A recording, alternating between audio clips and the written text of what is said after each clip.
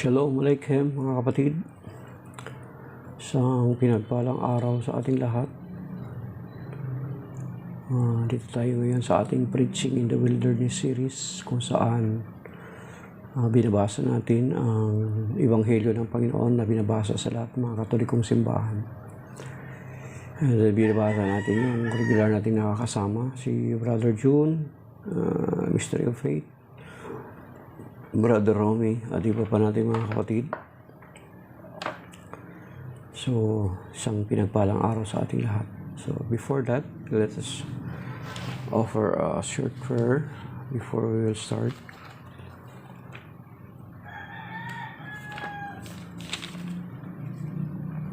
And in the Father, the Son, the Holy Spirit, Amen. Our Father, who art in heaven, hallowed be thy name. Thy kingdom come, thy will be done on earth as it is in heaven. Give us this day our daily bread. Forgive us our trespasses, as we forgive those who trespass against us. And lead us not into temptation, but deliver us from evil. Amen. Hail Mary, full of grace, the Lord is with you. Blessed are you among women. Blessed is the fruit of thy womb, Jesus. Holy Mary, Mother of God, pray for us sinners now and at the hour of our death. Amen. Glory be to the Father, to the Son, to the Holy Spirit, as it was in the beginning, is now, and ever shall be, world without end. Amen. We praise you and thank you, Lord, for this morning, and thank you for this another life, another day, another privilege, another opportunity, and thank you for blessing us. Thank you for taking care of us. We entrust you this day, all our loved ones, all our possessions, all those people around us, and those people who ask prayer from us. We entrust you to speak to us through your word, and we also claim your word in 2 Corinthians chapter 10, verse 4 to 5. For the weapons of our battle are not of flesh, but are enormously powerful, capable of destroying fortresses.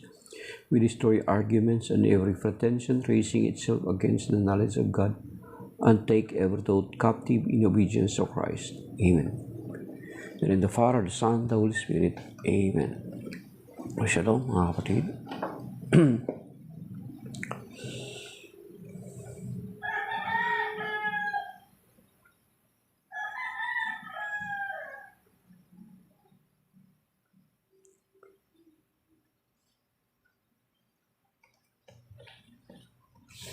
Okay. March 19 po ay Solemnity of Saint Joseph, husband of Mary. So, yan po ang kapiyastahan ngayon. So, ang isa sa kilala natin na kapiyastahan ni Saint Joseph na sineselebrate natin na simbahan is yung Saint Joseph the Worker. We usually celebrate or sineselebrate natin every 1st of May. So itong St. Joseph, husband of Mary, ay sineselebrate natin every March 19. So the Gospel of the Lord is taken from the Gospel according to St. Matthew chapter 1, verses 16, then 18 to 21, then 24. Glory to you, Lord.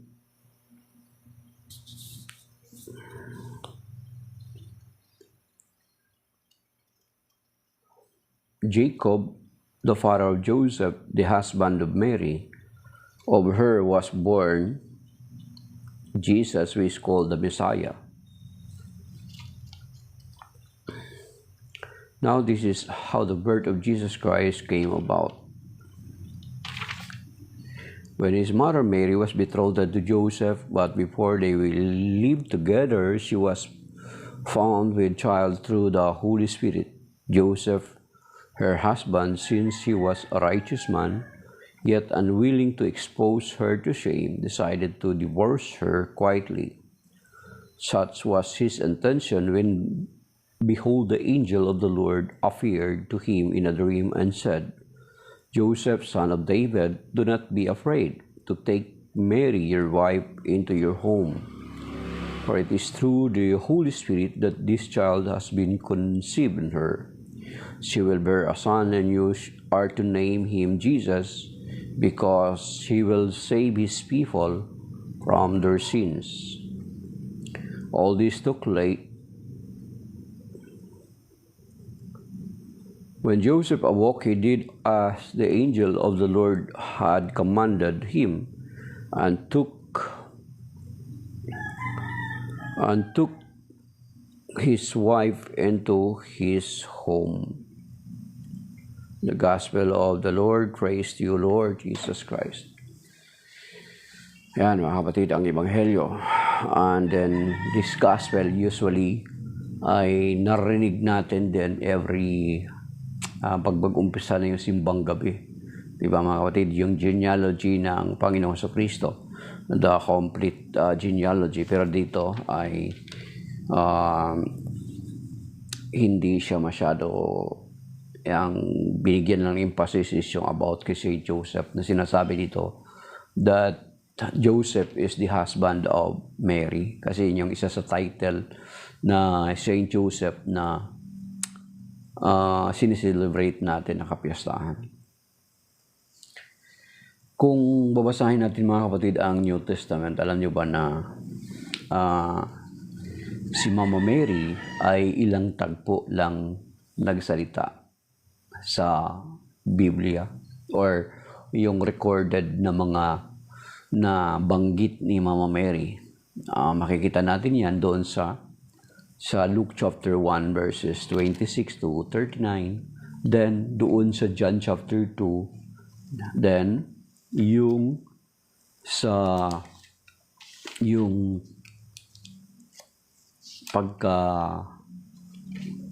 pagkawala ng Panginoong Jesucristo na kung saan pumunta sila sa Jerusalem. Diba? Nung pumunta sila sa Jerusalem sa Luke chapter 2 verses 22 to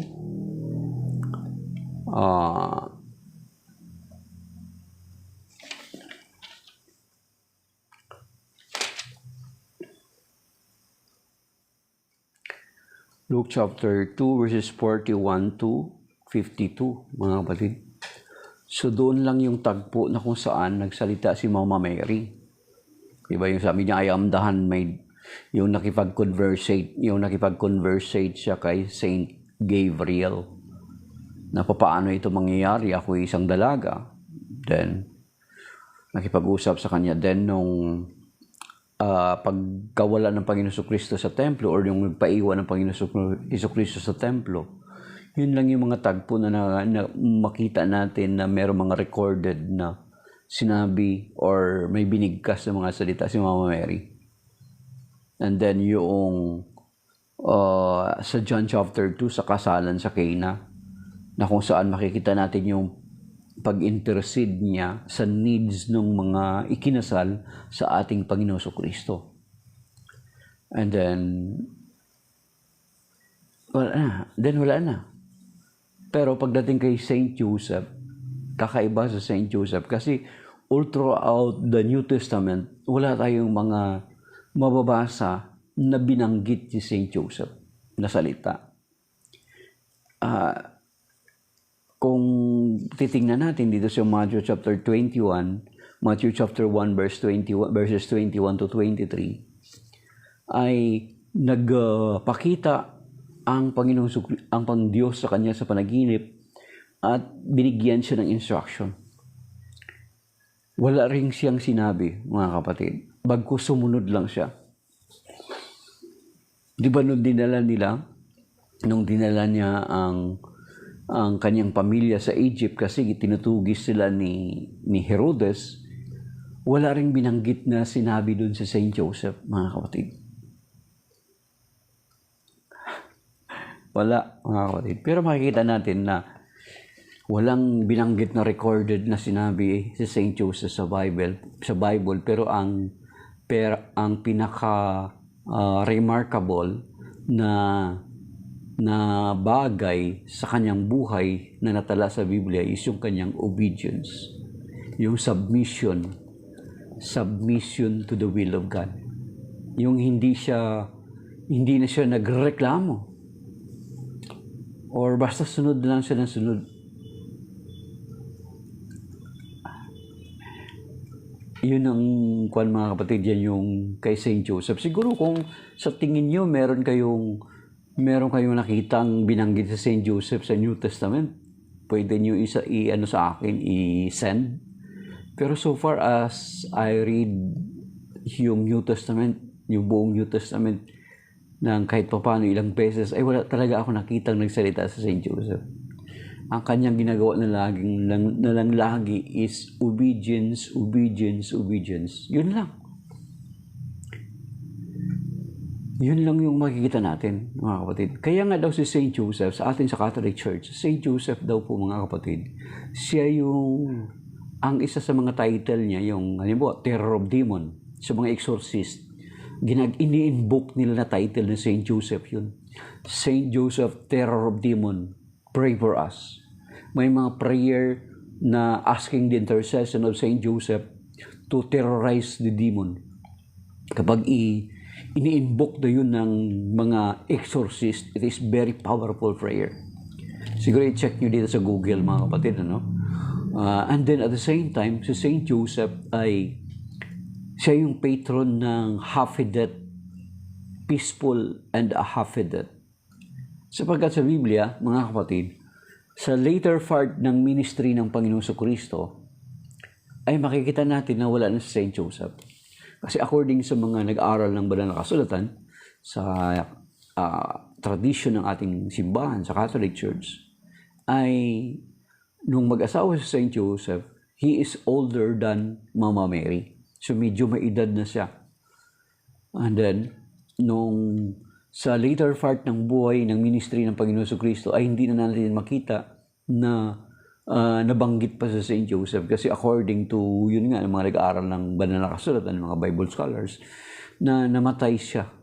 Na hindi na siya nabanggit sa Biblia. So, si Saint Joseph daw po, mga kapatid, ay sabi kong narinig ko sa isang pari na si Saint Joseph is patron of a peaceful and a half-death. Kaya gabi nung nag-rosary kami, ay in-invoke ko yun.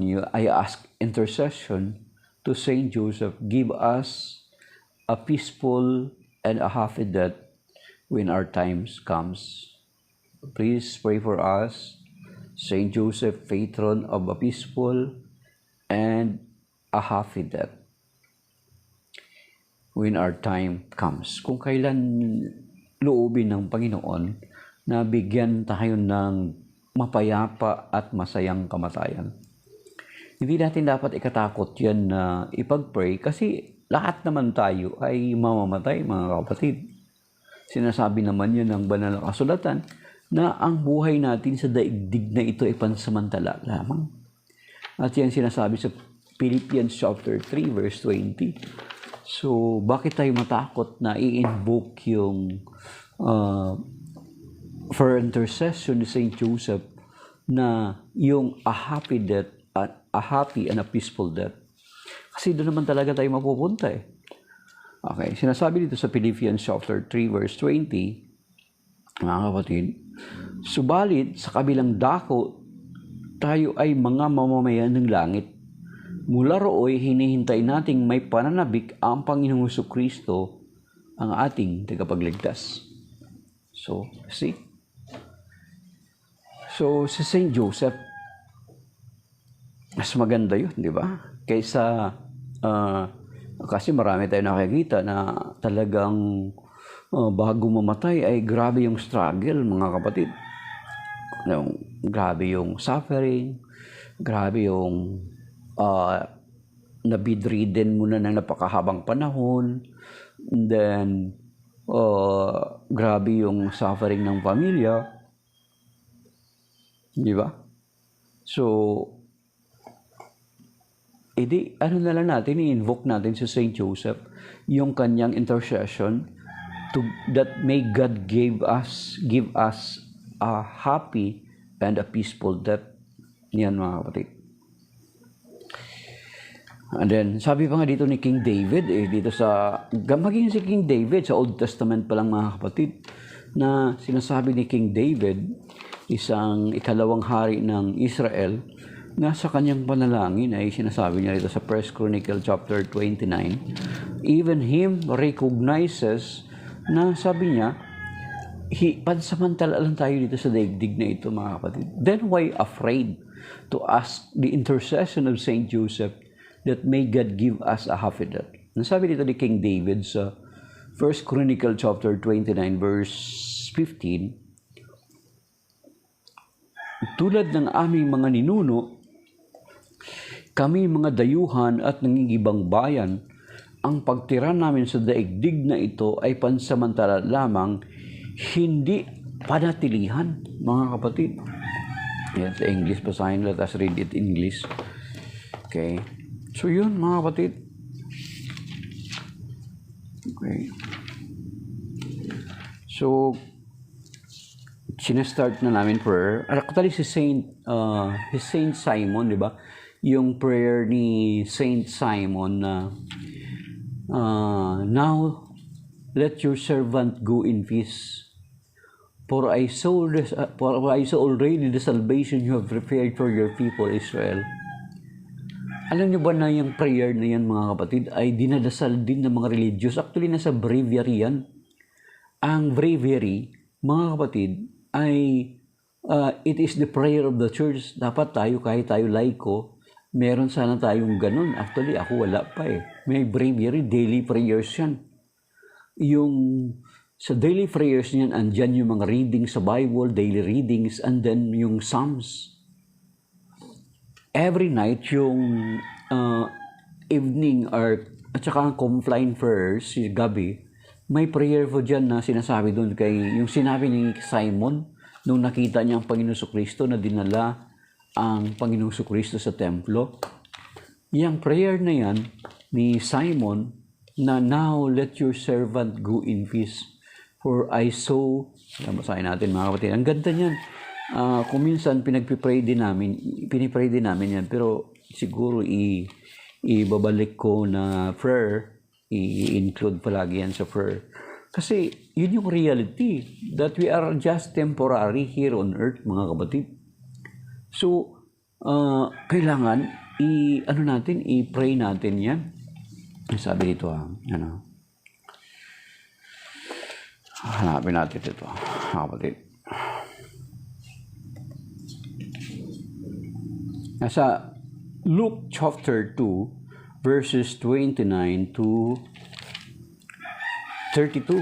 Ito yung prayer ni Simon na nasa breviary na pinipray ng mga religious every night, mga kapatid. Pag sinabing religious, yung mga nasa mga pari, mga madre, ito yung mga pinipray nila. Actually, ang breviary na yun, yung mga prayers sa breviary is the prayer of the church na dapat yun din yung pinipray natin. Andun, kumpleto yun. Sabi dito mga kapatid, sabi nito, Luke chapter 2 verses 29 to 32.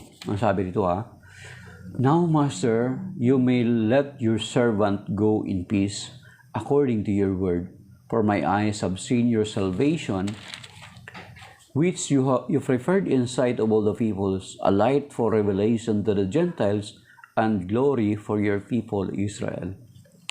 You see, yung parang pinipray mo na papanaw ka sa kapayapaan. Yan. So, hindi dapat natin kinakatakutan yun. Talagang, that is the reality. Whether we like it or not, mga kapatid.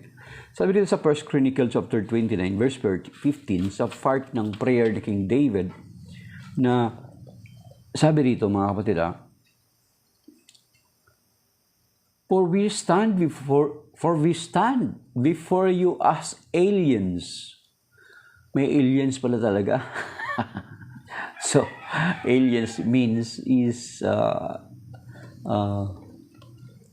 kung bagasan, parang kapag pumunta ka ng ibang bansa, di ba, kung hindi ka resident talaga doon, ang nakalagay sa mga sa lagay sa passport mo, alien. Hindi naman alien yung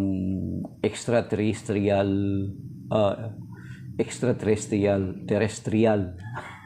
Hindi naman ganun. Kundi alien, hindi ka taga roon. You are not a part of that country. So sabi niya dito, for we stand before you as aliens, we are only your guests, like all our fathers. Our life on earth is like a shadow that does not abide. So yun, mga kapatid. Kaya nga, si Saint Joseph, yun yung patron natin. Lalo na yung kapag nagkakaedad ka na. pwede mo na yun kahit hindi lahat tayo Hindi naman natin sure kung pahintulutan tayo ng Panginoon kung hanggang kailan yung edad natin. Di ba, mga kapatid?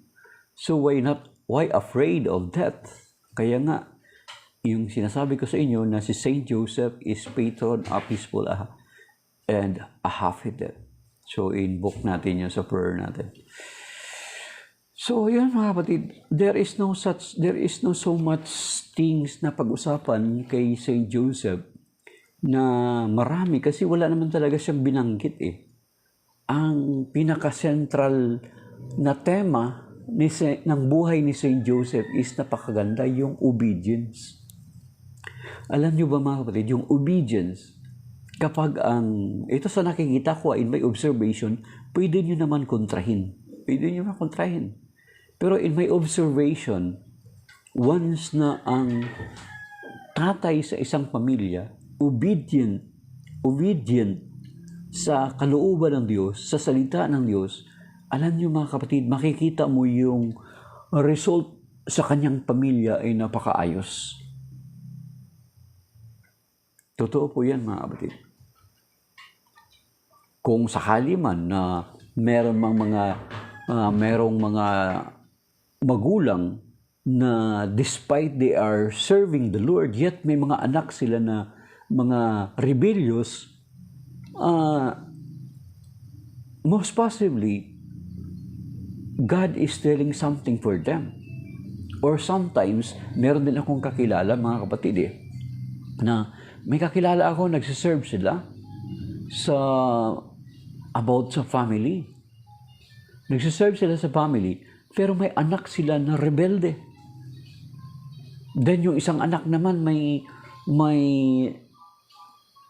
same-sex attraction. Parang may sexual perversion. Pero nagsiserve sila, specifically sa marriage encounter, mga ganyan. Parang couples for Christ, about family. Despite na nagsiserve sila, mayroong ganung situation sa buhay nila. Naglilingkod naman sila sa Panginoon. Hindi ko lang alam kung ano yung level ng kanilang paglilingkod, talagang tapat na ba talaga. Pero minsan, there are times na makikita mo na kapag merong ganyan, meron namang ipinapakita ang Panginoon. There are sometimes na kapag ganyan ang situation, ay andun yung harassment ng demonyo. Ay, Mr. Faith, kamusta? Si Kakay, and then si Olba, okay? Kapag naglilingkod ka, mayroong ganong sitwasyon, there are times na inaalaw ng Panginoon na mangyari yan na para ma-purify or ma-purify ka, mga kapatid. Kung minsan, may mga pagsubok talaga yan kasi tinitest ka ng Diablo, di ba? Magiging hindrance yan sa pagsaserve mo. Sasabihin, naglilingkod ka sa pamilya mo, tapos naglilingkod ka about patungkol sa family, di ba? Tapos pamilya mo, mga anak mo, rebelde, di ba? Hindi sumusunod sa'yo. There are times God allowing it to purify you, pero the same time, pagsubok yan, mga kapatid. Nasa kapag mag-give in ka na, wala na.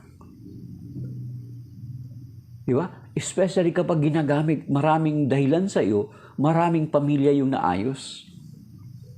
Most of the time, that is the harassment of the devil. Hinaharas ka. Kasi sabi ko nga sa inyo, sa spiritual warfare at saka physical warfare, kapag nagiging asset ka sa kaharian ng Diyos, mga kapatid, ay automatically atakihin ka ng kalaban para igupo ka. Kasi nagiging banta ka sa kanya Marami kang naayos, nagiging instrumental ka para maayos yung mga pamilya. Di ba? Kung ikaw naglilingkod ka, pero parang it seems na wala naman, sigulaki ka lang yung paglilingkod mo. Baka hindi ka talaga kasi asset pa sa kaharian ng ni Lord. Wala ka pa talagang impact sa kaharian ni Lord. Sa spiritual battle at sa physical battle, parallel always yun, mga kapatid. Sa physical battle, ang kalaban ang always laging tinutumba ay yung asset doon sa infantry or sa brigade ng mga sundalo, lalo sa operation sa field. Kaya nga kung makikita nyo, di ba, yung mga official or mga officers, they don't want to be salute in the field. Kasi inilalagay mo sila sa kapahamakan. Sila yung uunahing targetin ng sniper. So kung wala na, uunahin targetin yung ng sniper yung official. So kapag ang official ang targetin, kapag wala na kayong leader, wala na kayong strategist, ano mangyayari? Di ba? Most of the time, mangihina yung moral ng kasamahan. The same with, na kapag asset ka sa Panginoon, asset ka na sa paghahari ng Panginoon, sa kanyang kingdom, sa ministry, sa gawain ng Panginoon, dyan na dumarating na maraming mga pagsubok na dumarating sa buhay mo. Kasi hinaharas ka na ng diablo, mga kapatid. Kasi nagiging may impact na yung ginagawa mo eh. Yan. Yung tinatawag na harassment, retaliation.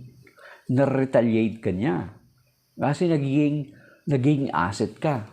Kaya kung ikaw nagsiserve ka, yet parang wala lang nangyayari sa iyo, wala namang okay pa rin, baka tanungin mo sarili mo, nagiging asset ba ako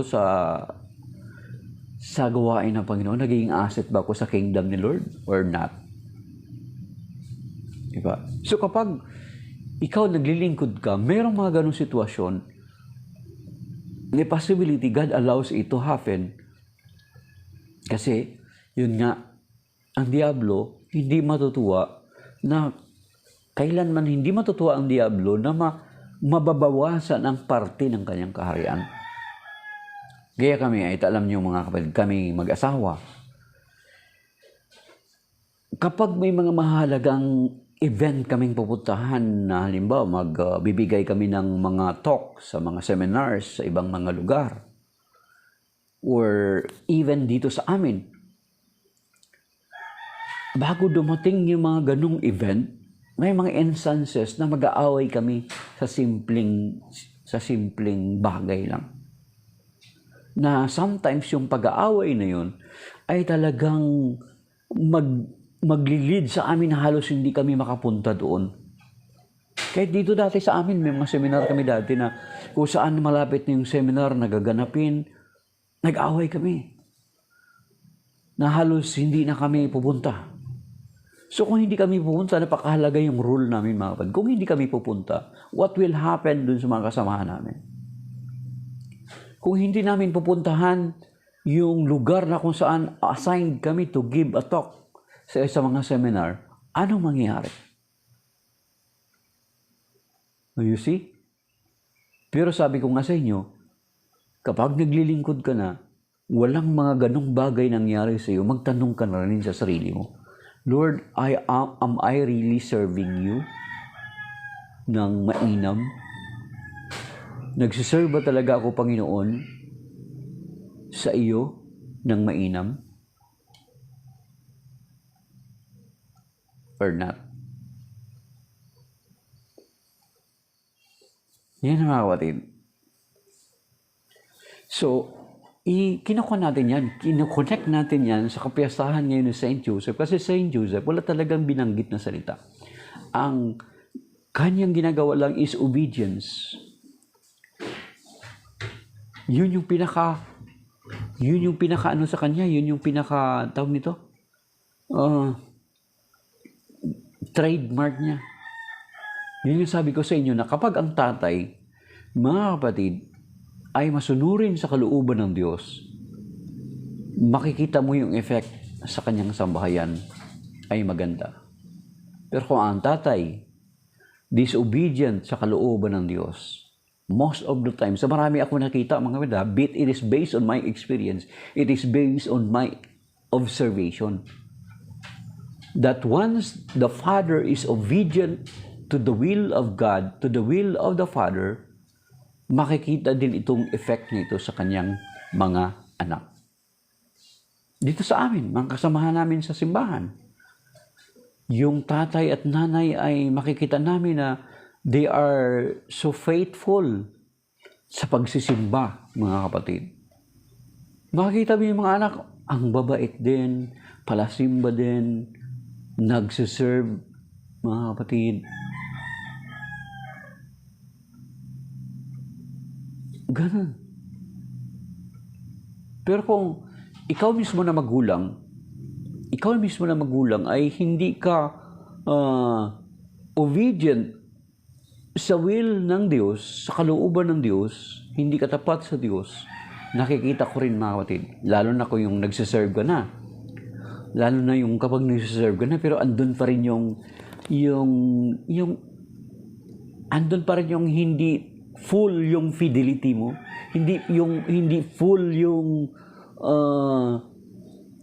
hindi katapat, faithful ka sa paglilingkod mo. Talagang may problema, mga kapatid.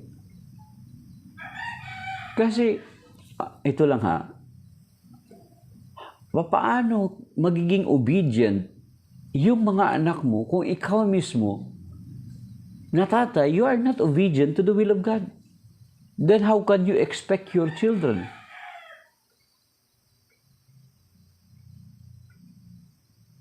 Diba? Pwede nyo kontrahin, pero pwede nating takasan, hindi, ano lang to, nagkataon lang to. Pero kung babasahin natin sa Exodus chapter 20, ano sinasabi dun? Sabi niya, kapag disobedient ang magulang sa kalooban ng Diyos, sabi niya, I will visit the iniquity. Sabi dito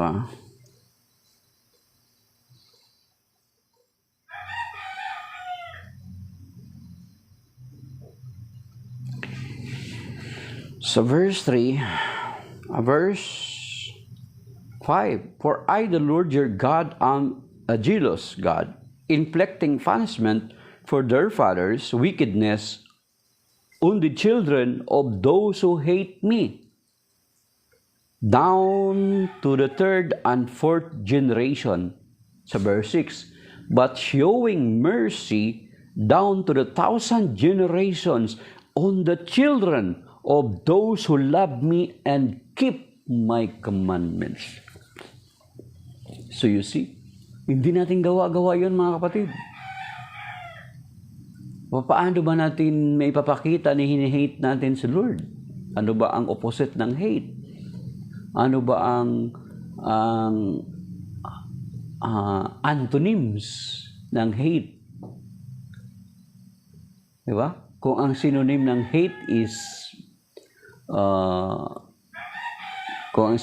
hate is bitterness, pwede ba? Bitterness or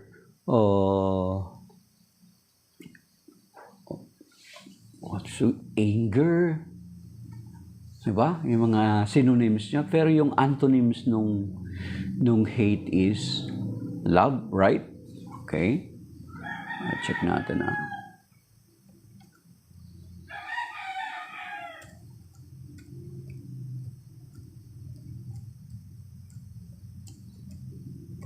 So, paano natin hini-hate si Lord?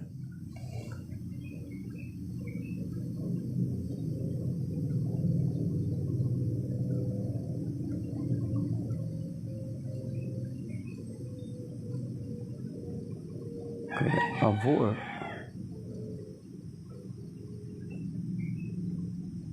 Okay.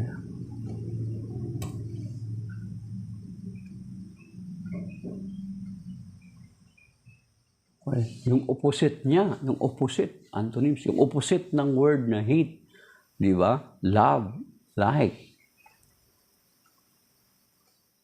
So, nang sabi dito sa Exodus chapter 20, once the parents hate God, paano natin may papakita ngayong hate? Yung pagdidisobey natin, hindi natin pagsunod sa Kanya. Although ang context dito is about idolatry, binabalaan ang mga Israelita not to engage in idolatry, meaning not to worship other gods beside Him. papaano ba natin masasabi na we hate God? Of course, kung hindi natin siya love. Di ba? Kung hindi natin siya love. Paano natin maipapakita yung hindi natin siya love? Hindi ka nagsisimba bilang tatay. Hindi mo pinapangunahan yung pamilya mo bilang tatay para magsimba. Hindi ka nag-lead. Dapat ang tatay is the prayer leader of the house. Sa bahay namin, ang asawa ko lagi yan, marunong na sila mag-pray. Marunong mag-pray, pero they wanted me always to lead the prayer. Kahit sa mga gathering, kahit sa mga meetings namin, she wanted me always to lead the prayer. Most of the time, hindi dahil lang sa magaling tayo manalangin. No, it is because you are the head of this family, the community. So kung hindi ka nagsisimba, may papakita mo ba na mahal mo ang Diyos? Of course not. So ang warning dito, ito mga kapatid ha, ito hindi ito joke. Take note ha, though ang context na it refers about to idolatry, pero it covers all. Papaano natin in-hate si Lord? Papaano natin hindi siya, papaano natin kapag hindi natin siya minamahal? So ano ang posibilidad doon? Because kung hindi natin siya minamahal, we are not showing our love to Him, then the opposite of love is hate. O, sabi dito, okay, sige, kontrahin niyo, wala namang problema. Maghanap kayo ng lusot. Okay? Sabi dito sa verse 5, For I, the Lord your God, am a jealous God, inflicting punishment for their fathers' wickedness on the children of those who hate me, down to the 3rd and 4th generation, but bestowing mercy down to the 1,000th generation on the children of those who love me and keep my commandments. So you see? Kaya nga kapag halimbawa ikaw miyembro ka ng pamilya, na-realize mo na yung mga ancestors mo ay nagkaroon ng mga beliefs na contrary sa tinuturo ng simbahan, contrary sa tinuturo ng banal na kasulatan, especially, lalo na mga kapatid sa atin sa Catholic Church, lalo na kapag ang mga magulang mo dati ay nagpa-practice ng witchcraft, that is idolatry. That is covered under the idolatry. Witchcraft, sorcery, black magic, voodoo, nagpa-practice ng mga gayuma, mga spell, nag-i-inflict ng spell sa mga tao. And then, nag-o-offer ng mga pagkain sa bundok, nagpa-practice ng superstition. That is form of hating God. Kasi sa official teachings natin sa Catholic Church, mga kapatid, for you to know, basta mga hindi pa nakakaalam, sa Catechism number 2116 at saka 2117, i-google nyo, CCC 2116 and 2117. And then yung summary niya doon sa 2138. Superstition is a departure from a worship of a true God that we are giving to a true God. So, ibig sabihin, you are departing. Ibig sabihin, tumatalikod ka. When you don't love God, most possibly, you are hating Him. Kasi yun yung opposite ng love Hate. Mga kapatid. At ito yung sinasabi dito ng banal na kasulatan. May nakalagay na warning. So, anong pipiliin natin? Ulitin natin sabi nito, ang bigat nito. Kagustuhan ba ito ng Diyos? Hindi. Kagustuhan natin, once na nilabag natin ang kautusan niya, nilabag natin yung kagustuhan niya, tayo ang gumagawa ng kapahamakan natin. Not God. Kung sabihin niyo, grabe naman yung Diyos niyo, napakalupit naman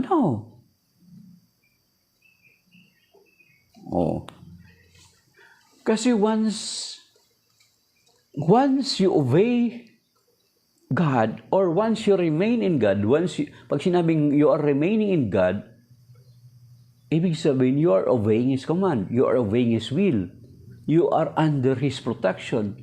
But when you do not obey the will of God, ibig sabihin, parang umaalis ka doon sa protection.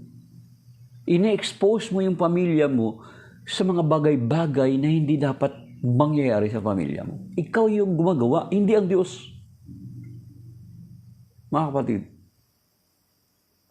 hindi yun, grabe naman lupit ang Diyos. Ikaw yung gumagawa. If we wanted to be obedient, if we wanted to be protected, parang umbrella yan eh.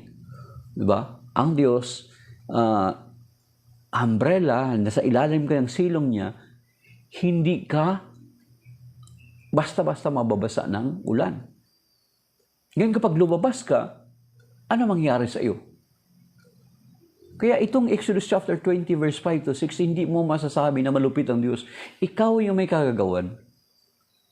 Umaalis ka. Di ba? Yung prodigal son. Nung umalis sa kanyang tatay, naghirap siya. Di ba? Ano yung realization niya? I will go back to my father. O, di ba? Kaya tingnan yung mga kapatid. Kaya nga ito, for I, the Lord your God, am a jealous God, inflicting punishment for their father's wickedness on the children of those who hate me down to the third and fourth generation. But he bestowing mercy down to the 1,000th generation on the children of those who love me and keep my commandments. So yung tatay, napaka-importante ng rule. Kaya nga nakita natin yun kay St. Joseph. Wala siyang sinasabi, wala siyang binanggit sa Biblia, mga kapatid. All but, bro, nakita ka ba, may nabasa ka na bang binanggit si St. Joseph sa New Testament? May nabasa ka na ba? Baka sakaling nakalimutan ko lang or na-skip ko lang. Di ba? Sa akin, sa pagbabasa ko ng New Testament, wala akong nakitang nagsalita si St. Joseph. Ang ginagawa niya lang, puro lang obey. Once the Lord revealed to him, once the Lord speak to him, he is just obeying.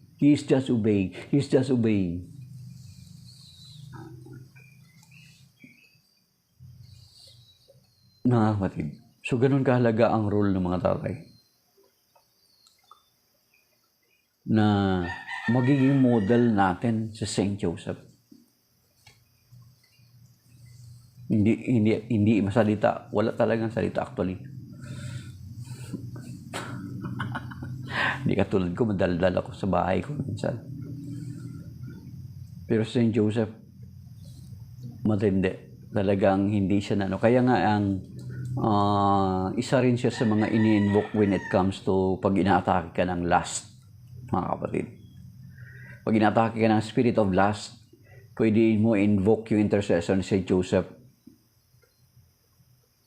Ginatake ka ng mga impurities, pwede mo invoke daw sa St. Joseph. Kaya nga siya ang isa sa mga title niya is St. Joseph, Terror of Demons, Pray for Us. Actually may prayer ng hanapin ko yung prayer of St. Joseph, Terror of Demons. Kaya hanapin ko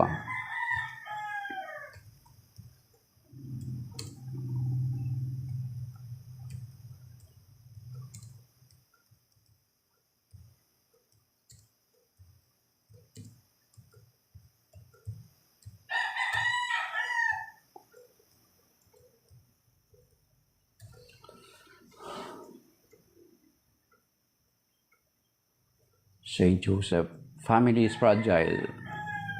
Handle it with prayers. Sabi ni Brother June. Ang ganda ni Brother June. Sabi ni Brother Joseph June, mga kapatid. Sabi niya, family is fragile. Handle it with prayers. So, yan. Okay. Ito yung prayer na sa intercession ni St. Joseph, Terror of Demons. Ito yung binifray ng mga mga exorcist, mga kapatid. Ito, basahin natin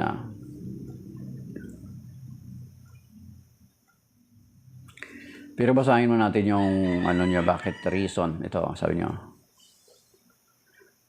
St. Joseph is called the Terror of Demons due to his exceptional holiness, and powerful intercessory rule. Sabi niya, as the earthly father of Jesus and husband of Mary, Joseph's unwavering faith, obedience to God, and his rule in protecting the Holy Family made him a formidable adversary to evil forces. Ganun, no? His quiet strength and righteousness are believed to strike fear into demons, making him a powerful patron for those seeking protection against spiritual warfare. Ayan. So, may info na tayo. Kaya yung mga exorcist, even mga exorcist mismo mga kapatid, sila talaga ay, ito yung ito yung isa sa mga ini-invoke nila once they are in a solemn exorcism, kapag gumaganap sila ng mga solemn exorcism. Sabi dito ng prayer, sabi niya, pwede niyo search sa Google, thecatholicrusade.com, prayer to Saint Joseph, terror of demons. Sabi dito, Saint Joseph, terror of demons, cast your solemn gaze upon the devil and all his minions, and protect us with your mightiest love. You fled through the night to avoid the devil's wicked design. Now with the power of God, smite the demons as they flee from you. Grant special protection, we pray, for children, fathers, families, and the dying. By God's grace, no demon dare approach while you are near, so we beg of you, always be near us. So yun yung prayer to Saint Joseph, terror of demons. Kaya yung mga tatay or yung mga parents, yan, yung terror of demons, siya yung patron ng happy and peaceful death, yan.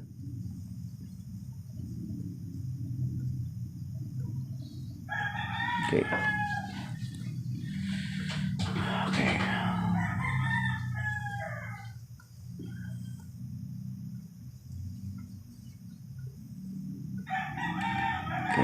So yun mga kapatid. So ibig sabihin, napakahalaga ng role ng mga tatay sa isang pamilya. Mga kapatid, na ang tatay is maliban na siya yung ikaw dapat yung nanguna sa panalangin because you are the head of the family. God gave you the authority. Kasi yung ang church is the bigger family, but the family, yung domestic church or yung little family, is headed by the father. Nakita natin doon sa Exodus 20 verse 5 to 6 na napaka-importante pala yung obedience ng mga magulang, especially the father, sa kalooban ng Diyos. Kung gusto nating magiging matatag yung ating pamilya, dapat ang tatay ay nangunguna na sa paglilingkod sa Panginoon. Yun mga kapatid. Okay? And then sabi ko nga sa inyo, once na halimbawa, di ba kanina banggit natin yung Exodus chapter 20 verse 5 to 6, na once ikaw ngayon nakarealize ka na ganun pala yung kapag ang mga magulang mo ay nag-engage into ang mga occultism, witchcraft, black magic, voodoo, sorcery, ang sorcery, pangkukulam, panggagaway, pagtatawas, anumang mga superstition, they violated the commandment of God that is under the category ng commandments, violation sa commandments ng idolatry. That is a form of idolatry. Napaloob doon. At kapag nakapaloob ka doon, ay, yun nga, may ini-inflict, mayroong naka-inflict na curse sa isang pamilya. Then kung sa panahon ngayon, na-realize mo na ganun pala, yun yung tinatawag na meron mga prayers ang exorcist, kaya mga kapatid Kaya nga sinasuggest ko sa inyo, maging si Father Darwin Gitgano, isa siyang exorcist, devator, CFD siya, exorcist siya. Isa sa mga sinasuggest niya is, kapag na-realize mo na, na-encounter mo na sa Lord, na-realize mo na yung mga gulang mo pala, may mga practices na ganun mga kapatid. Alam mo, dapat mo pala yun, tinatawag na, yung i-renounce unholy ties. I-break mo yung unholy ties with your ancestors who practice such kinds of activities. i-renounce mo daw yun sa Blessed Sacrament ng mataimtim. And then, yung break the unholy ties,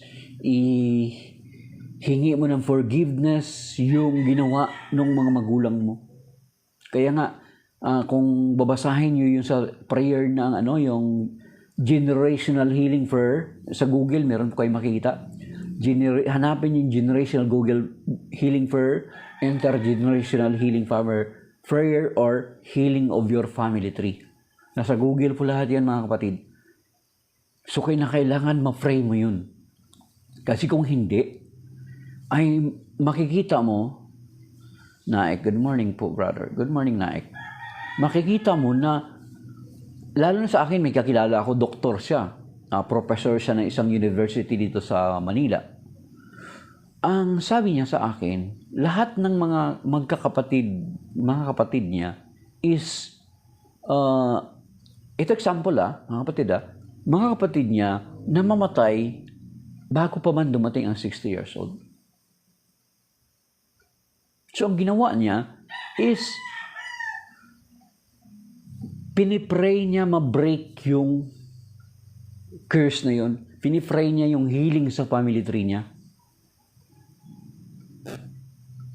Yung deliverance generational healing prayer, yun yung kailangan natin. Halimbawa, makita mo yung pattern. Yung, sa doktor, ang sasabihin ng doktor, genetic or sa genes. Yan, sa genes kasi yan. Sa genes kasi yan. Kumbaga, parang mana-mana. Sa secular or sa mga doktor, yun yung sasabihin nila. Genes. Pero dapat tingnan mo yung other side. Sa spiritual side, tingnan mo. I-check mo yung generation mo. I-check mo yung ancestors mo. Ano ba yung pamumuhay ng mga ancestors mo before? Sinusunod ba nila yung kalooban ng Diyos nung nabubuhay sila?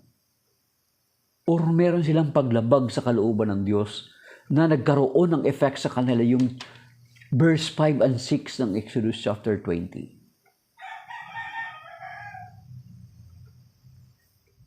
Then, if you realize, kaya kung minsan sinasabi natin, akala natin genetic lang, mana-mana, nasa genes. Pero tingnan natin yung spiritual side, mga kapatid. Meron din kaming kasamahan. O, di ba? Panggitan na natin. Si Ate Tess. Kasamahan namin. Nung namatay yung tatay at nanay niya, is 12 yata sila. 12 sila lahat, mga kapatid. Or 12 sila kasama yung tatay at nanay niya. Halos every year, namatay din yung mga kapatid. That until now, just recent last year yata, yun napatay yung isa niyang kapatid. Alam niyo ba na siya nila ngayon mag-isa sa pamilya nila? Diba? How can you explain that? So, pag ganun, titingnan mo yung spiritual side. What does it mean? Bakit ganun?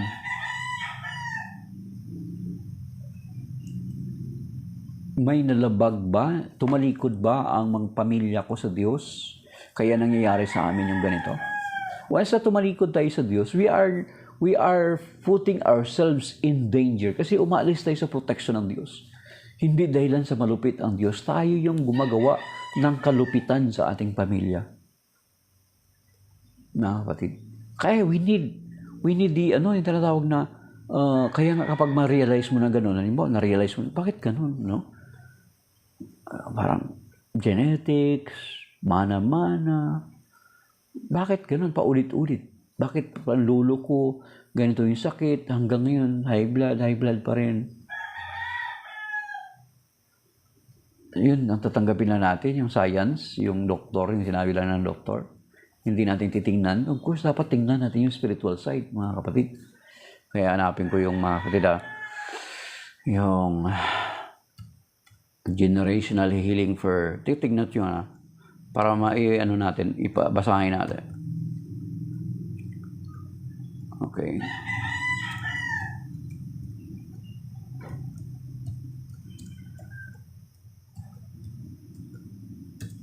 Okay.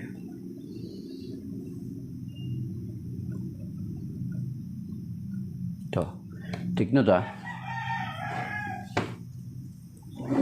Ito yung prayer ng healing of family tree, mga kapatid. Kasi once ang mga magulang mo nag-engage dun sa mga beliefs which is not ang kanilang buhay in contrary to the will of God, ay yun nga talaga, nagpasok sila dun sa Exodus chapter 20, verse 5 to 6. Nasabi dito kayo itong prayer for healing the family tree by Reverend John H. Humps, CMF. Sabi dito, ang prayer. Sabi niya, Heavenly Father, I come before you as your child in great need of your help. I have physical health needs, emotional needs, spiritual needs, and interpersonal needs. Many of my problems have been caused by my own failures, neglect, and sinfulness, for which I humbly beg your forgiveness, Lord. But I also ask to forgive the sins of my ancestors.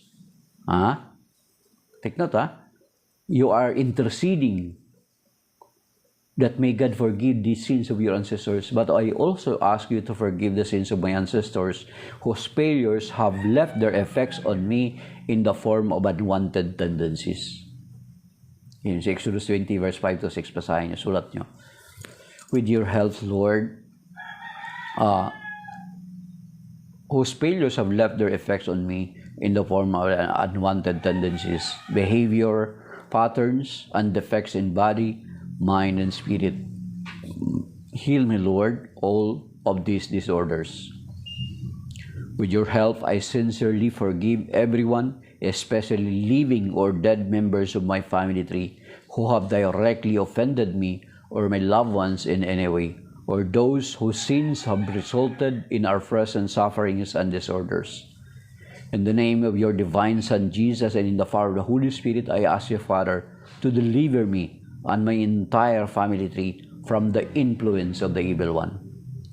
Free all living and deceased members of my family tree, including those in adoptive relationships and those in extended family relationships, from every contaminating form of bondage. By your loving concern for us, Heavenly Father, and by the shed blood of your precious Son, Jesus, I beg you to extend your blessings to me and all my living and deceased relatives. Heal every negative effect transmitted through all past generations and prevent such negative effects in future generations of my family tree. I symbolically place the cross of Jesus over the head of each person in my family tree, and between each generation. I ask you to let the cleansing blood of Jesus purify the bloodlines in my family lineage. Set your protective angels to encamp around us and permit Archangel Raphael, the patron of healing, to administer your divine healing power to all of us, even in areas of genetic disability. Give special power to our family members, guardian angels, to heal, protect, guide, and encourage each of us in all our needs. Let your healing power be released at this very moment, and let it continue as long as our sovereignty permits. If our family tree, Lord, replace all bondage with a holy bonding in family love, and let there be an ever deeper bonding with you, Lord Jesus.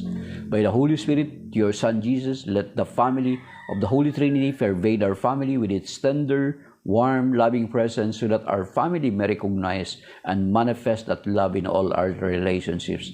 All of our unknown needs we include with this petition that we pray in Jesus' name. Amen, amen, and amen. Yan yung prayer, di ba? Nakita nyo yung sa upper part ng prayer. At saka isa pa itong prayer nito. Meron pa. Prayer for intergenerational healing. Yan. Meron ka ng intercession for generational healing. Based naman sa prayer ni Dr. Kenneth McCall. In the name of Jesus and by His authority, I come.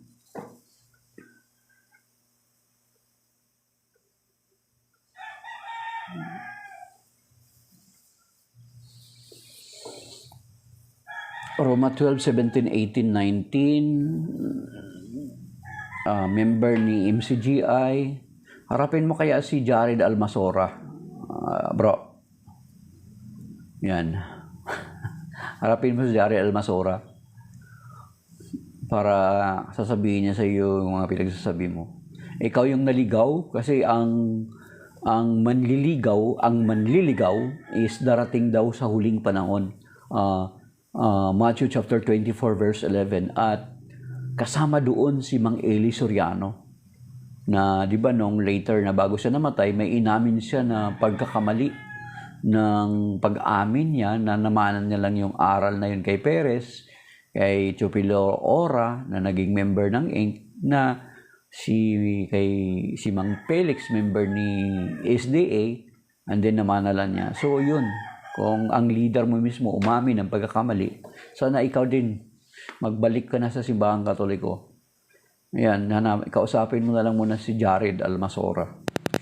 Ito mga kapatid, prayer for intergenerational healing based upon a prayer and writings of Dr. Kenneth MacAl. Sabi dito, in the name of Jesus and by His authority, I come against any and every curse that may have been directed to any of our family.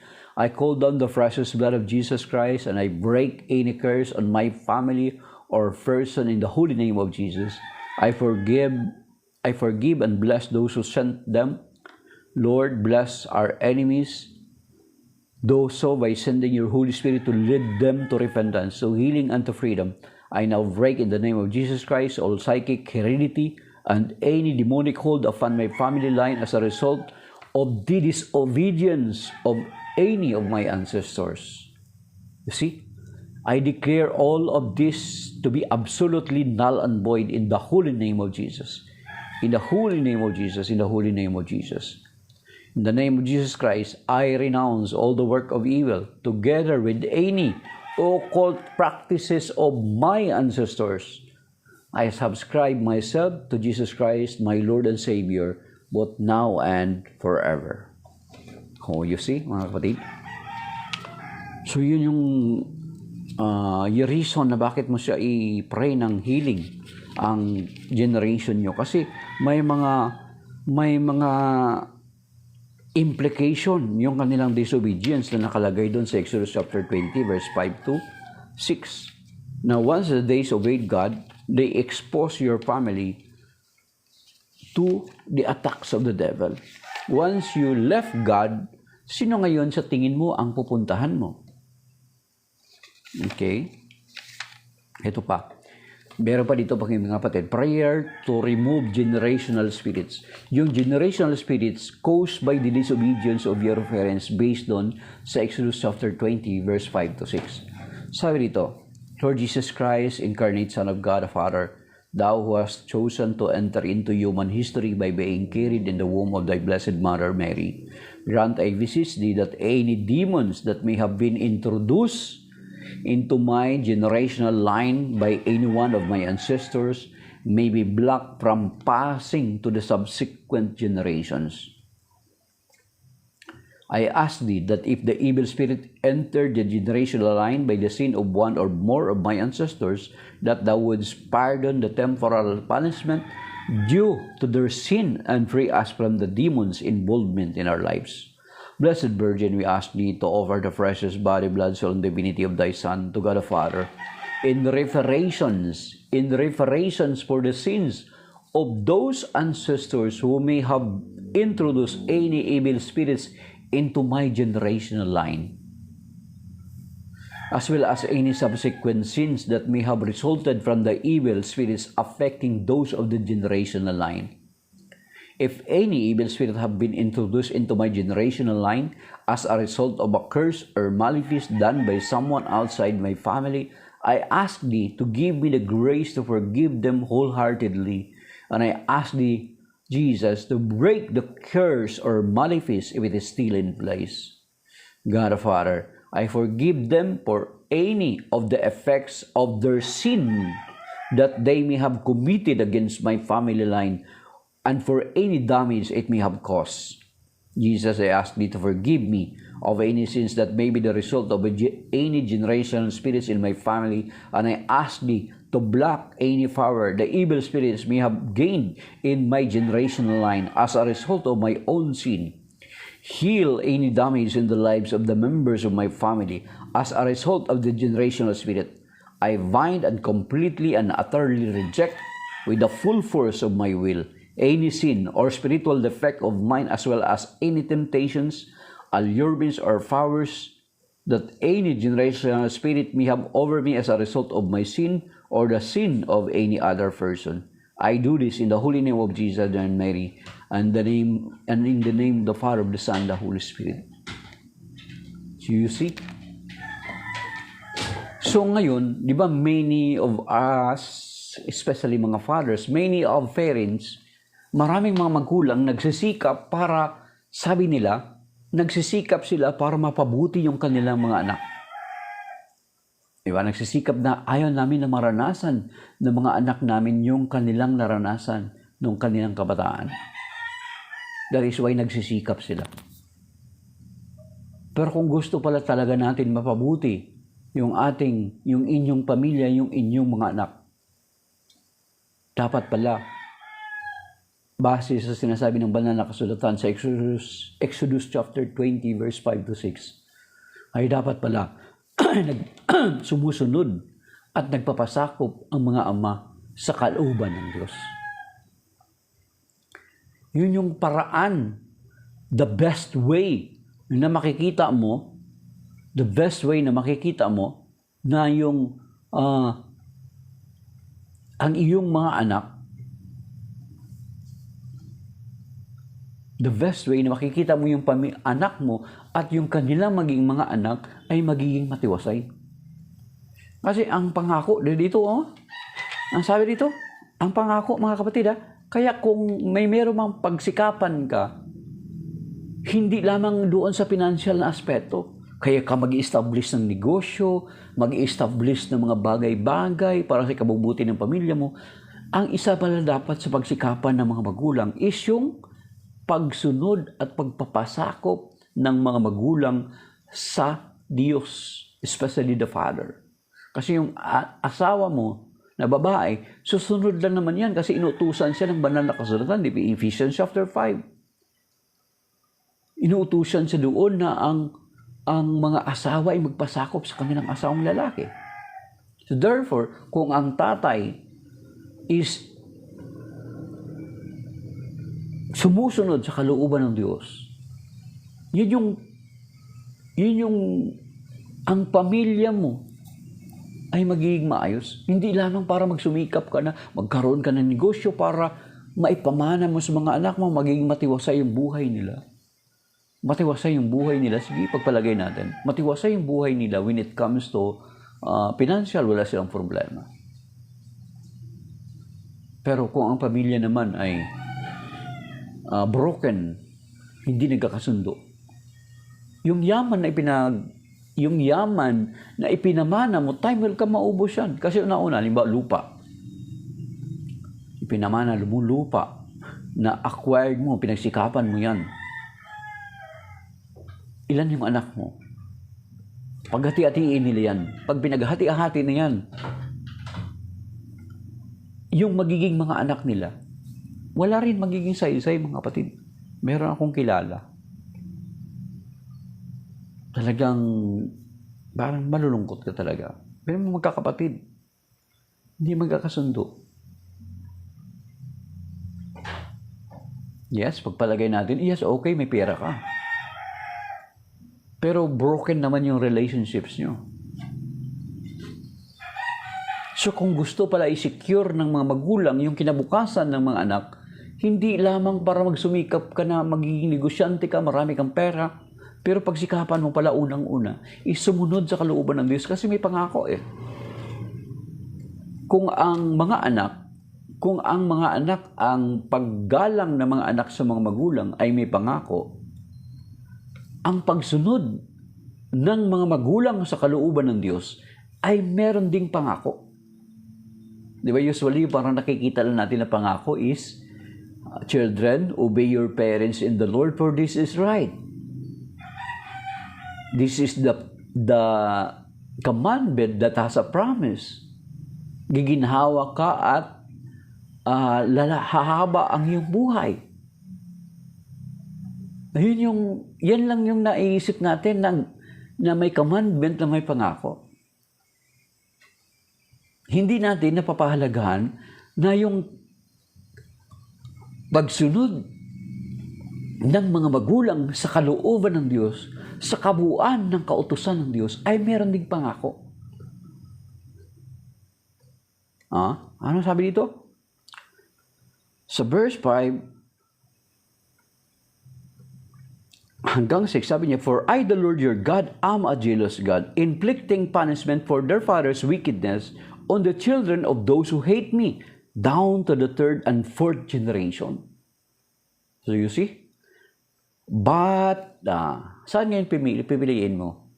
Di ba? Sa verse 6, sabi niya, "But bestowing mercy down to the 1,000th generation on the children of those who love me and keep my commandments." So you see?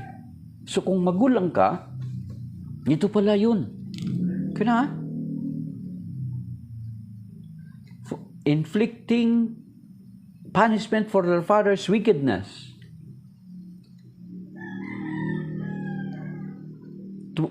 For their father's wickedness on the children of those who hate me, down to the third and fourth generation.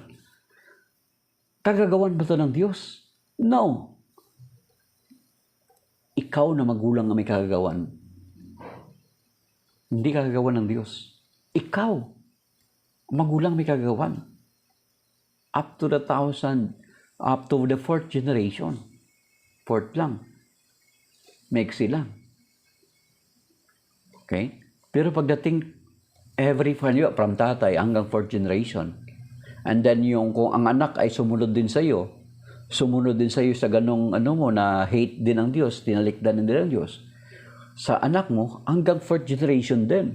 Kung yung anak niya gumaya din sa tatay, sa apo, yung apo mo gumaya din sa iyo, hanggang fourth generation din ang pamilya niya. Ini-inflict itong sumpa na ito. Ma-inflict itong sumpa na ito. Yung pagtalikod sa Diyos. Pero, kung ang magulang ay obedient, sabi dito mga kapatid, verse 6, "But bestowing mercy down to the 1,000th generation on the children of those who love me and keep my commandment." 1,000 generation. Try to imagine. So you see, mga kapatid, ibig sabihin, ganun kahalaga ang role ng mga tatay, na ang mga tatay dapat ay siyang unang-una na sumusunod sa kalooban ng Diyos kung gusto mong mapabuti ang iyong salinlay, kung gusto mo yung mapabuti ang iyong mga anak. Hindi lang pala ang pagsikapan mo is kumita ka ng pera. Hindi lang pala pagsikapan mo na yumaman ka para maipamana ka sa mga anak mo. Kundi ang pagsupikapan mo pala dapat is sundin ang kalooban ng Diyos para mapabuti yung mga anak mo. Kasi kung bilang tatay, yes, you strive much para makaipon ka ng pera, para magkaroon ka ng kayamanan, then may ipamana mo sa mga anak mo. Yet kung wala kang values na galing sa Diyos, walang salita ng Diyos na bilang guide sa pamilya mo, ano mangyari sa mga anak mo? Sila magkakapatid, may tendency sila mismo magpapatayan dahil lang din sa pera na yan. Pero kung may Diyos sila sa kinikilala, no, hindi nila gagawin yun.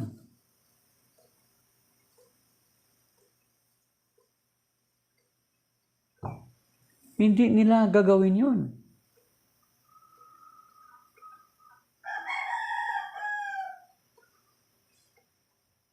Ayong sa Magnificat, Brother June, all generation shall call me blessed ba yun? Di ba? Yes, nagsikap ka para mag-iwan ka ng kuwan sa kanila ng pera. Pero wala namang spirituality. Wala ka namang ay tinuro na mga anak sundin yung Diyos. Kung wala silang standard ng pamantayan, kang iniwan, salita mo lang? No. May tendency mag-aaway-away sila doon sa pamana na yon. O yung simple lang nga sa mga, kahit sa hindi nga mayaman Di ba may mga anak ng minsan kapag mamatay yung magulang, lalo na kapag kung hindi naman mayaman, di ba nagpapasugal sila? Yung tong lang nga, pinag-aawayan ng magkakapatid yan. Tong yung tong sa mga, di ba nagpapasugal sila kung minsan? Nagpapasugal sila sa lamay. Yung tong na yun, yung naiipon ng mga, ano ba tawag dyan? Yung tong, ano ba yung ibang pangalan ng term ng tong? Pinag-aawayan ng mga anak yan. Much more, kung nag-ipon ka ng kayamanan para sa mga anak mo, pero hindi mo na naman sila iniwanan ng salita ng Diyos, time will come, wala rin magiging saysay. May kilala ko. Kilala ko. Alam mo, ang problema, yung mga anak nila, yung hindi pagkakasundo ng mga kapatid, na ipasa sa mga anak.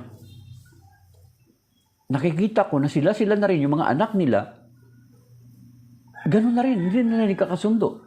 Yung magpipinsan. Sigurado, pag hindi mahil yung relationships na yan, maipapasa din uli sa another generation. Yung wala, yung lupa na naiwan, pinag-aawayan. Di ba? Ilan sila magkakapatid? Natural, hati-hatiin yun. O kami magkakapatid, dapat na lang kami natira, namatay na yung panganay naming kapatid. Wala na kaming lupa sa probinsya, nabenta na. Nabenta lang na magkano. Hiniram ng titulo pampiyansa. More than 10 years, hindi na naibalik. Ngayon, noon, wala pa naman, parang wala pa kaming isip noon na hindi kami nakapag-isip na for future. Sige, wala kami, hindi kami nagpirma noon Parang wala kaming interest. Yun, bininta rin. Pero hindi ko lang alam kung hindi proper yung So wala na kaming lupa doon kasi yung lupa namin dati na palayan ay sinangla lang yun sa amin ng Muslim. Every year or every 3 years yata, nire-renew ng tatay ko. Pinabayaran niya doon sa Muslim. Sinangla sa amin. Pagkatapos nun na pumunta na rin ito kami sa Luzon, wala na. Wala na kaming pag-aawayan. Wala na kaming pag-aawayan. Tuloy hindi. Wala naman talaga kaming pag-aawayan. Kami mga kapatid, wala kaming lupa. Wala kaming lupa. Pero so far, wala kaming pinag-aawayan. Mag-aaway man kami, mga bagay-bagay, ng mga konting bagay. Naalala ko dati yung nag-aaway kami sa kapatid ko. Ito kwento ko na to. Ito lang, kwento na lang. Yung kapatid ko dati, noong nagpanahon na nagipit, sabi ni Brother John, lupa ninyo bro, nasa langit na, naging ulap na lang, pundo ninyo yan, ulap, lupa. Ayos, Brother John ulap, lupa. Ayos, So, yung kapatid ko, nag-away din kami magkakapatid. One time yung kapatid ko, kasi nagipit kami ng mga panahon na yon, ay nanghiram ako sa kapatid ko sa Hong Kong sa noon. Natural, may inuhulugan din siya na bahay. May problema din siya, may rin siya. Nung hindi ako pinahiram ng kapatid ko, binlock ko sa Facebook. Ngayon nagtaka yung kapatid ko. Nagko-comment ako doon sa post ng pamangkin ko. Nagtataka siya, sabi niya, Ani, sino yung kausap mo? Sabi niya si Tito, Gary, Tita. Inaway ako ng kapatid ko. Bunso namin na babae yun. Inaway ako. Ano yung sasagot ko? Yun na, doon lang. Nag-away lang kami ng mga ganong mga bagay. Yung... Tapos, pero yung mga major na away na talagang away na parang wala na kaming wala. Kasi wala na kaming pag-awayan Kayo, baka sakali mga kapatid, baka sakali na marami kayong sa tingin nyo may papamana sa inyong mga anak. Pero, yung salita ng Diyos, yung pananampalataya na primarily dapat, yun yung ipinapamana mo sa anak mo, ay hindi mo nagagawa. Ano pagdating ng araw? Di ba, mga kapatid? Pagdating ng araw. Ako, meron din kaming kilala din. Kilala ko pa ulit, ayoko lang banggitin yung pangalan. Pangalan na natin sa pangalang Tina. Pero di Tina yung pangalan. Okay? Nakapagpatayo siya ng mga, nakapagpundar siya. Ang asawa niya dati ay nagtatrabaho sa ibang bansa. Okay? Sigurado hindi niya naman ito po, kapag i-post ko sa Facebook, hindi niya naman ito papanunorin. Hindi ko lang alam kung panunorin niya to. Pero pangalan na natin siyang Tina, pero hindi pangalan niya Tina. Okay? Nakapagpundar siya, madiskarte, babae. Madiskarte.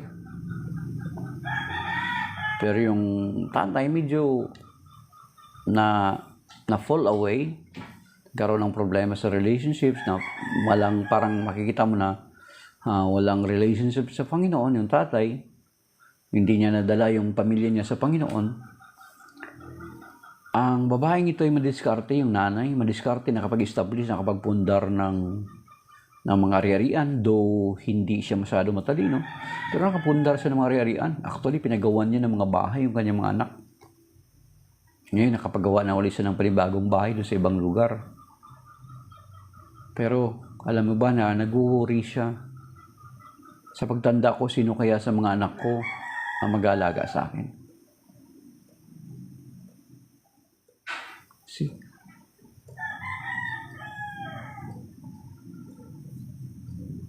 Na ngayon nga, kuminsan, malakas pa siya, ay niluloko na siya ng mga anak niya or sinasamantalahan na ng mga anak niya yung kabaitan niya. Edi, much more mga kapatid, pagdating ng araw. Di ba? Pagdating ng araw. So you see. So kapag may pinapamana ka sa mga anak mo, pero yung spirituality ng mga anak mo, hindi establish yung relationships nila,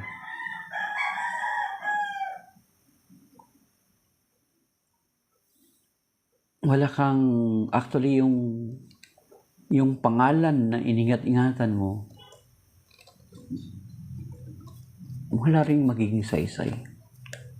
Kasi ang pinaka-primary dapat na may establish muna is yung relationship sa Diyos. Kung gusto mo talagang mapabuti ang pamilya mo. Kasi ang pangako dito sa verse 6 na, I will, Exodus chapter 20 verse 6, sabi niya, but bestowing mercy down to the 1,000 generations on the children of those who love me and keep my commandments, mga kapatid.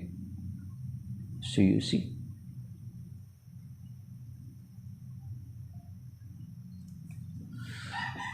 So ibig sabihin, kung gusto natin, Ephesians 5:23, yes, it's about 32. Okay.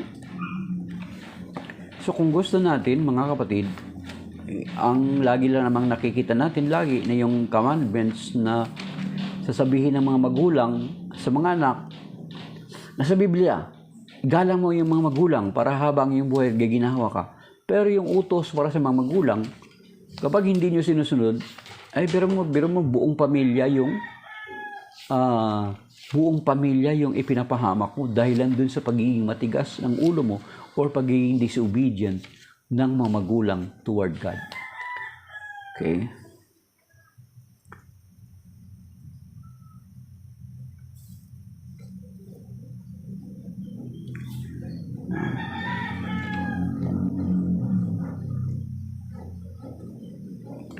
This is a great mystery, but I speak in reference to Christ and the church. Okay. So yun, mga kapatid, so napaka-importante yung role ng mga magulang.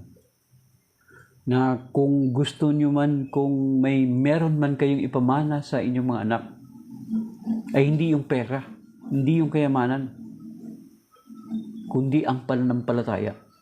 Kasi yung pagsunod ng magulang ay may pangako na pagpalain ng Panginoon. Yung kanyang kahabagan ay paparanas niya yung kahabagan niya from 1 to 1,000 generations. Okay, see? So, ganun. So, kung mayroon man kayong ipamana, yes, may kayamanan ka, dapat secondary lang yun. Ano naman yung yaman na yun kung wala namang spirituality, wala naman silang moral standard na dapat susundin. At ang the best na moral standard is the standard ng Panginoon, ng salita ng Diyos. Dapat naka-anchor yung pamilya, yung mga anak mo, yung relationship sa Diyos at sa kanyang salita, sa kanyang simbahan. Kung hindi, yung pera na yan, saglit lang yan. Pag-away-awayan nila yan, magpatayan pa sila mismo magkakapatid, di ba? Kahit sa posisyon, may kilala din tayo dito. Sa posisyon lang. Di ba? Itinakwil yung nanay. Itinakwil yung kapatid. Para masecure lang yung posisyon ng anak niya. Kaso lang, pagdating na araw, kung mapupursi natin, na yung posisyon ng anak, natural, magkakaroon din siya ng ibang mga anak. Ano mangyayari? Magsiselos din yung ibang mga anak. Bakit si kuya lang? Natural, kung yung kuya na yun ipinasa sa kuya, ang mangyayari, ipapasa niya din dun sa anak niya. Kung magkakaroon ulit siya ng anak, halimbawa 3. Natural, mag-away-away yun kung sino yung susunod. May idea na kayo. Nabalitaan natin yan, di ba? Because of position. Yung nanay itinakwil, at yung isang kapatid itinakwil.